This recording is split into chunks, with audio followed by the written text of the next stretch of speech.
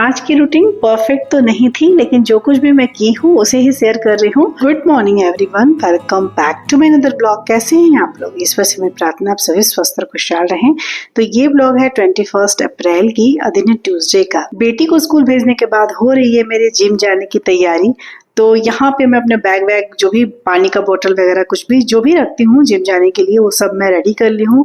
और अभी यहाँ पी रही हूँ मॉर्निंग ड्रिंक, जो कि है सब्जा सीड्स और गोंद कतीरे का पानी। 7 बजे तक घर से निकलती हूँ, सुबह के 7 बजे, और घर आने में 9:30 के करीब में हो जाता है, 9:30। कभी 5 मिनट ज्यादा, कभी 5 मिनट कम। तो वैसे तो कहा जाता है कि वर्कआउट करने के पहले हमें ब्लैक कॉफी पीना चाहिए, लेकिन मैं स्टार्ट भी की थी जब मैं आप लोगों को दिखाई थी, जब मेरा बेटा आया था और एक्सरसाइज स्टार्ट करवाया था मेरे डंबल से, तो मुझे वो कॉफी पीने के लिए बोलता था, ब्लैक कॉफी। लेकिन मैं ना 3-4 दिन पी, उसके बाद ना मुझे एसिडिटी होने लगी कॉफी पीने से, मतलब मुझे सूट नहीं किया कॉफी। तो फिर मैं कॉफी नहीं पीती हूँ, बस मैं अपने मॉर्निंग ड्रिंक भी पीती हूँ। इसके एक फायदे हैं, ये ना पेट भरा भरा रखता है, बहुत समय तक ना मुझे भूख ही नहीं लगती है। तो मेरे लिए तो यही बेनिफिशियल है, तो मैं मॉर्निंग ड्रिंक में यही पीती हूँ।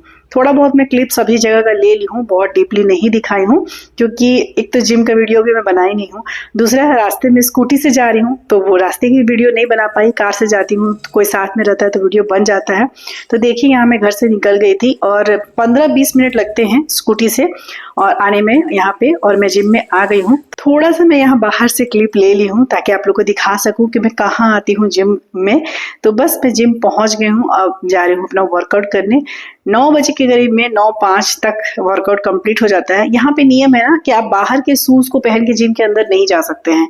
तो एक दिन पहले जब मैं फर्स्ट दिन आई थी ना, तो ही मैं यहाँ पे अपना शूज रख दी थी परमानेंट। सभी लोग रखते हैं तो मैं भी रख दी थी। धीरे धीरे मैं अपना वर्कआउट भी आप सभी को दिखाऊंगी।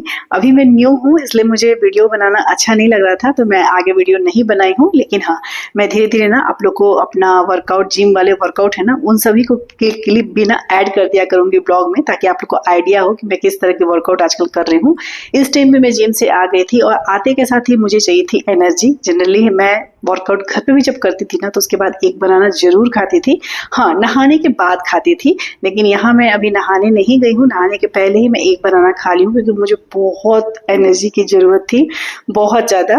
थकान से मतलब हालत खराब हो गया था। एक तो धूप इतना सुबह सुबह आ जाता है ना आजकल, पता नहीं क्यों इतनी गर्मी हो गई है हमारे यहाँ की, क्या पता। अच्छा, यहाँ ना मुझे आप सबसे वर्कआउट से रिलेटेड एक बात शेयर करनी है। जो लोग भी वेट के साथ एक्सरसाइज करते हैं, भले ही घर में ही क्यों ना कर रहे हो, अगर आप डंबल लेके एक्सरसाइज कर रहे हैं तो नी कैप पहनना नहीं भूलिएगा। भले ही आपको कोई प्रॉब्लम हो ना हो, लेकिन अगर आप 35 एज क्रॉस कर लिए हैं और आप एक्सरसाइज कर रहे हैं वेट के साथ, तो नी कैप लगा के अगर एक्सरसाइज कीजिएगा ना, तो आपको कोई प्रॉब्लम नहीं होगी। मुझे स्टार्टिंग में बात नहीं पता था, लेकिन मैं कुछ दिनों तक तो ऐसे ही की बिना नी कैप के, तो हल्का हल्का मुझे दर्द भी होने लगा था। लेकिन जिस समय से मैं ये नी कैप पहन रही हूँ ना, मतलब मैं बता नहीं सकती, मुझे इतना अच्छा लगता है, रिलीफ लगता है। और एक्सरसाइज करने भी ना, मतलब पैरों में जोड़ नहीं पड़ता है। बहुत अच्छी चीज है ये नी कैप। तो जो लोग भी वेट के साथ वर्कआउट करने की प्लानिंग कर रहे हैं, भले ही घर में ही क्यों ना हो, ऐसा नहीं है कि जिम जाने वालों के लिए मैं बोल रही हूँ, अगर आप घर पे भी वेट लेके, मतलब डंबल लेके एक्सरसाइज कर रहे हैं, तो डंबल के साथ साथ आप नी कैप भी ऑर्डर कर लीजिए। अगर ऑर्डर नहीं कर सकते हैं तो किसी मेडिकल शॉप में, लोकल मेडिकल शॉप में भी ये मिल जाता है। बहुत ही अच्छी चीज है, बहुत ही जरूरी चीज है। इसको पहनने के बाद अगर आप लेग से रिलेटेड कोई वर्कआउट करते हैं ना, हैवी वर्कआउट जैसे स्क्वाट वगैरह लगाते हैं ना, तो आपको नी पे प्रेशर नहीं पड़ेगा, तो आपकी परफॉर्मेंस बहुत अच्छी रहेगी। ये मैं खुद में एक्सपीरियंस की हूँ, इसलिए आप लोग को बोल रही हूँ। डंबल खरीदने के साथ साथ आप नी कैप जरूर खरीद लीजिए। यहाँ मैं नहाना धोना हो गया है, नहा धो के जो नॉर्मल स्किन केयर करती हूँ, थोड़ा बहुत रेडी होती हूँ, उसके बाद थोड़ा सा भगवान के पास भी हाजिरी लगाना जरूरी है। तो बस उसके बाद फिर डायरेक्ट किचन में ही जाना है। नहाने जाने के पहले मैं अपनी ब्रेकफास्ट की तैयारी कर ली थी। मैं आज ना ब्रेकफास्ट में बेसन का चीला सोची हूँ बनाने के लिए। तो नहाने जाने के पहले मैं बेसन को नमक और 1 चम्मच सूजी के साथ, मतलब 3 से 4 चम्मच बेसन था और 1 चम्मच सूजी था, उसको मसालों के साथ मिलाकर ढक के रख दी हूँ। अब सीधे जाकर चीला बनाना है। तो यहाँ सब्जियों में मैं डाली हूँ प्याज, धनिया पत्ता, हरा मिर्च और ग्रेट किया हुआ गाजर। बस इसे ही थोड़ा सा स्मूथ बैटर बनाना है। थोड़ा यहाँ पे ठीक मुझे लग रहा था, थोड़ा सा और पानी मिलाऊंगी। अच्छा, प्रोटीन को थोड़ा सा ज्यादा ऐड करने के लिए मैं इसमें थोड़ा सा पनीर डाल दे रही हूँ। दूध में फाड़ दी थी सुबह में ही, थोड़ा सा दूध एक्स्ट्रा था तो मैं सोची चलो फाड़ देती हूँ। तो बस इसी बेसन के बैटर में मैं थोड़ा सा पनीर भी डाल देती हूँ। इससे थोड़ा सा इसकी जो प्रोटीन की क्वांटिटी है वो अच्छे से बढ़ जाएगी, प्रोपोर्शन बढ़ जाएगा प्रोटीन का, जो जिसकी अभी मुझे बहुत ज्यादा नीड है। भूख तो मुझे इतनी जोर से लगी थी ना कि मैं क्या ही बताऊं। आटे के साथ एक बनाना खा ली थी, लेकिन फिर भी उसके बाद नहाने धोने के बाद बहुत भूख लग गया था। टाइम की बात करूँ ना तो जब मैं लेकर बैठी थी अपना ब्रेकफास्ट तो 10:40 हो गया था, या फिर ये समझिए कि 10:45 हो गया था।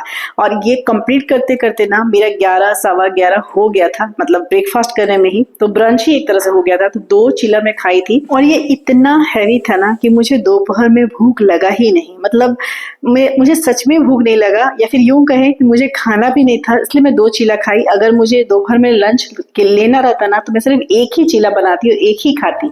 अगर बन भी जाता ना ज्यादा तो मैं रख देती। लेकिन आज ना मुझे शाम के समय, मतलब शाम मतलब नहीं, वही 3 से 4 बजे करीब में जाना था अपनी फ्रेंड के घर।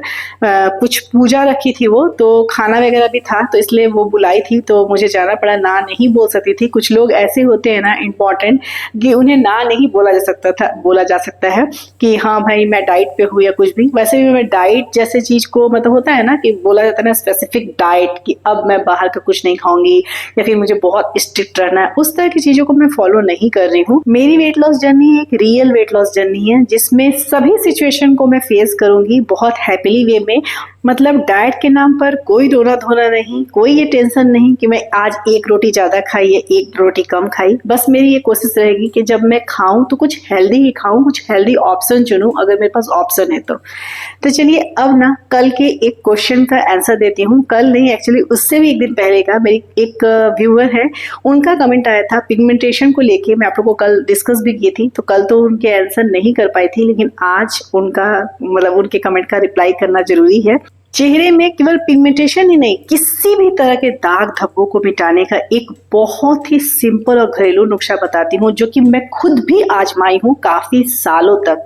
मैं आप सबसे बताई होंगी किसी न किसी ब्लॉग में, अगर जो रेगुलर होंगे उन्हें पता होगा कि मेरा ना एक बार एक्सीडेंट हो गया था स्कूटी से, और नाक जो मेरी है ना, मेरी नाक के सीधे वाली लाइन में एकदम कट हो गई है। 8 स्टिच पड़ा है मेरी नाक पर। बहुत सारी मेरी फ्रेंड ना देखती हैं तो बोलती भी हैं, मतलब मेरे फ्रेंड से मतलब मेरे यूट्यूब फैमिली से था, बहुत सारा मुझे कमेंट आता था कि आपके नाक पर क्या चीज का दाग है, झाइयां हैं आपकी नाक पे। ऐसे कमेंट मेरे स्टार्टिंग में आते थे, तो मैं जवाब भी देती थी कि नहीं भाई मुझे झाइयां वगैरह नहीं है। एक्सीडेंट हो गया था जिसकी दाग थी 8 स्टिच का, बहुत भयानक वाला दाग था, बहुत भयानक वाला। और रेगुलर मैं ना सिर्फ एक चीज लगाई हूँ, बहुत तामझाम नहीं करना है। जिन्हें भी चेहरे पे दाग है ना, मेरे बोलने से सिर्फ 1 मंथ तक रेगुलर लगा के देखिए, उसी जगह पर लगाइएगा जहां दाग हो। आपको खुद भी समझ में आ जाएगा, दिख जाएगा कि मैं जो बोल रही हूँ सच है कि नहीं। कुछ तामझाम नहीं करना है, बस कच्चा आलू लेना है, उसको ग्रेट करना है और उसका जूस निकालना है, मतलब उसको अच्छे से निचोड़ देना है। जो वो पानी निकलेगा ना कच्चे आलू का, उसे ही दाग वाली जगह पर लगा दीजिए। 1 महीना रेगुलर कीजिए, आपको खुद ही डिफरेंट पता चलेगा और आपको समझ में आएगा कि मैं जो बोल रही हूँ कितना इफेक्टिव है।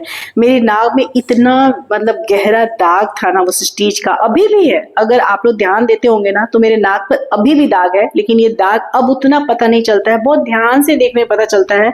रेगुलर 6-7 महीनों तक, अब तो नहीं, लेकिन हाँ रेगुलर जब उस समय लगा था ना, जब चोट लगी थी, आज से 3-4 साल पहले की बात बता रही हूँ, लगातार 6 मंथ तक मैं आलू का वहां रस लगाई थी, कच्चे आलू का रस उसी जगह पर।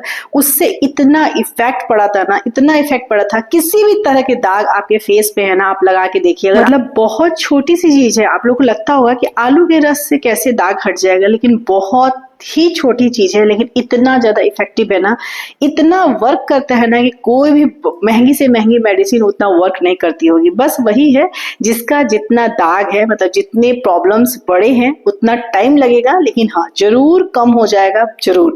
अब नामो निशान मिट जाएगा ऐसा मैं नहीं बोलूंगी। दाग तो मेरा अभी भी है नाक पर, बहुत आप लोग को हल्की, अगर सामने कभी कैमरा लगता होगा ना तो दिखता होगा, लेकिन हाँ काफी हद तक ये चीजें सही हो जाती हैं। यूज करके देखिए, 6 महीने साथ मैंने 1 साल तक रेगुलर यूज करके देखिए। वंस इन अ वीक कभी एब्सेंट हो जाता है तो कोई दिक्कत नहीं है, लेकिन अगर आप वीक में 5 दिन भी लगाते हैं ना तो बहुत अच्छा रिजल्ट आएगा। तो यहाँ मैं जैसा कि बताई कि मुझे अपनी फ्रेंड के घर जाना था, तो अब मैं सीधे रात का ही वीडियो शूट कर रही हूँ। मैं वहाँ 4 बजे के करीब में पूरा खाना ही वहाँ पे इंतजाम था खाने का, तो मैं अब रात में कुछ नहीं खा रही हूँ, दूध भी नहीं पीऊंगी, मेरा पेट बहुत भरा हुआ था। तो यहाँ मैं मसाज कर रही हूँ कि कोई फ्रेंड मेरी बोली थी कि मसाज करके दिखाइए। तो डियर देखिए, सभी एंगल से फेस को अपर वार्ड में मसाज करना है। नारियल तेल लेना है या कोई भी मॉइस्चराइजर जो भी आप यूज करती हैं उसे लेना है, अपर तरफ हाथ उठाते हुए, अपर वार्ड में मतलब ऊपर की तरफ हाथ उठाते हुए मसाज करना है। एक मेरी फ्रेंड बोल रही थी कि मैं सीरम लगा सकती हूँ, तो बिल्कुल सीरम लगा सकती है डियर, कोई दिक्कत नहीं है। मैं मसाज करती हूँ तो मैं बताई थी कि मसाज करती हूँ, तो कोई पूछे थे कि कैसे मसाज करती है एक बार दिखाइएगा। तो सभी एंगल से फेस को ऊपर की तरफ आपको हाथ को ले जाना है, ऊपर की तरफ मसाज करना है। इससे ब्लड सर्कुलेशन बढ़ेगा तो फेस में ग्लो आएगी। नारियल तेल सबसे बेस्ट ऑप्शन है, अगर कोल्ड प्रेस्ड हो तो और भी अच्छा है। सिर्फ और सिर्फ 2 से 3 मिनट ही मसाज करना है, ऐसा नहीं है कि 10 मिनट तक रगड़ते रहे फेस को। 2 से 3 मिनट हल्के हाथों से। यहाँ आप लोग को लग रहा होगा मैं बहुत ज्यादा प्रेस कर रही हूँ, लेकिन बहुत प्रेस नहीं कर रही हूँ, हल्के हाथों से मसाज करना है। और इसके बाद आपको सो जाना है, मतलब मोबाइल नहीं देखना है, ये सबसे आखिरी का काम होना है। इसके बाद ऐसा नहीं है कि आप फेस पे मसाज कर लिए और उसके बाद बैठ के लाइट्स ऑफ करके और 1 बजे तक मोबाइल देख रहे हैं, वो काम नहीं करना है। ये सबसे आखिरी में कीजिएगा, उसके बाद आंखों को आराम दीजिएगा, सो जाइएगा। तो चलिए डियर, अब इस छोटे से ब्लॉग को यहीं अंत करती हूँ। ब्लॉग पसंद आए तो एक लाइक जरूर कीजिएगा। चैनल पर नए होंगे तो हो सके तो मेरे चैनल को जरूर से जरूर सब्सक्राइब कर दीजिएगा। अपने प्यारे प्यारे कमेंट से मुझे अपना प्यार और सपोर्ट देते रहिएगा। मिलूंगी फिर नेक्स्ट ब्लॉग में, तब तक के लिए बाय बाय, टेक केयर, जय माता दी।